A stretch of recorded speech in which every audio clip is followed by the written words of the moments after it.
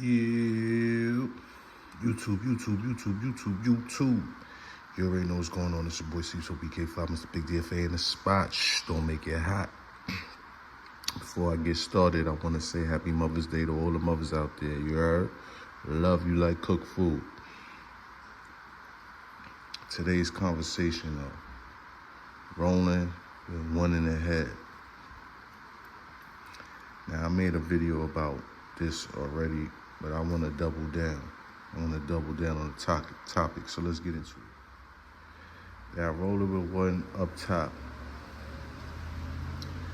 Now, if you don't know anything about your firearms or firearms, and you got one up top and you got it pointed at your Johnson, yeah, you're gonna be nervous. Your mind's gonna be racing. You know what I'm saying? That's what used to happen to me. Pointed at the John. It's like, yo, what if this thing go off, bro? Like, what is this? But you gotta know the mechanics of your firearm. It's imperative you know how your joint work. It's also imperative that you roll with a sturdy holster. So these things will ease your mind. If you roll with Glocks, you already know about the internal safeties and the trigger safety. So you know how it go. So it don't matter if you got one up top, it ain't going rip.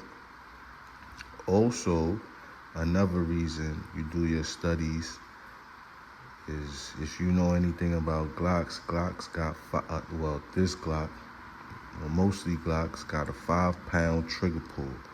What do I mean by that? It's 5 pounds to squeeze that trigger. It take a lot. 5 pounds is a lot. So it's basically an intentional trigger pull, not an accident, not of some cloth or string or whatever. It take 5 pounds to engage that trigger.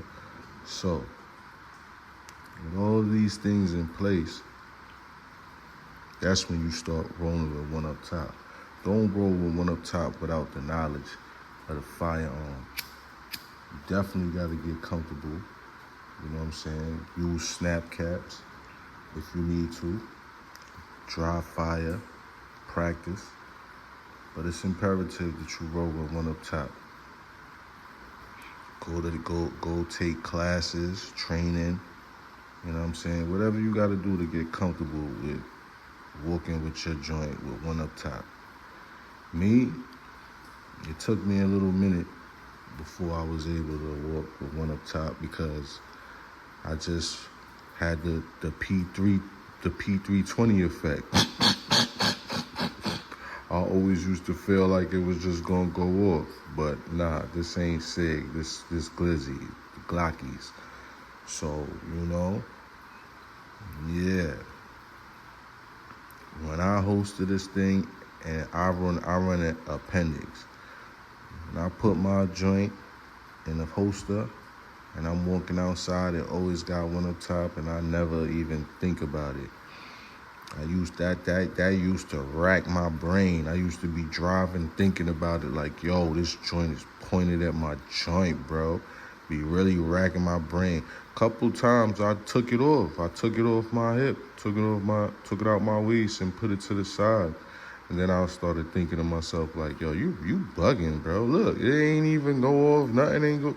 Yo, bro, you bugging, yo. And I throw it back in my jeans, you feel me? It's a mind Jedi trick, but like I said, once you know the functions of how your joint's supposed to operate, you go to the range, you see how it functions, you all good, baby. It ain't really nothing about it. You ain't gonna shoot yourself because I know that's the main focus. I don't want to shoot myself. Take it from your boy, man. You ain't gonna shoot yourself. Only way you shoot yourself is if you put your finger, when you pulling it, and you put your finger in there and squeeze. But it's not going to be on no accidental vibe. Unless you're a total dweeb. If you're a total dweeb, it might cheddar bob yourself, you know what I'm saying? But if you follow the rules of carrying a firearm, you should be alright, man. But take your time. Just because you see everybody busting up their joint, doing competitions, pinging down the stills and everything, listen, man, they all was where you was at. They all had to train, put in that work to get nice to where they at. So it's a process. You don't gotta rush it. Don't rush it, and walk your own journey. But listen, it's your boy Cecil PA5, Mr. Big Deal Fan of Spot. Just don't make it hot. Click, bow. I'm not trying to keep y'all long, you feel me?